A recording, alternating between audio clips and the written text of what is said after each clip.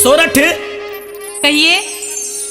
मैं तुझे समझा रहा हूं, मान जा मेरी बात को। कौन सी? तुम मुझे अपना ले, बंजारे के साथ में कहां कहां धक्के खाती डोलेगी।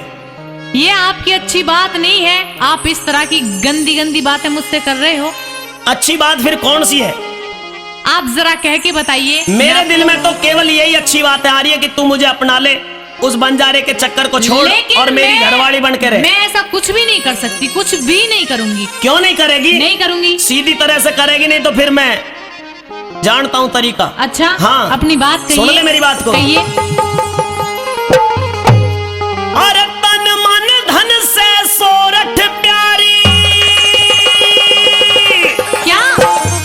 तेरे पे कुर्बान हूं मैं।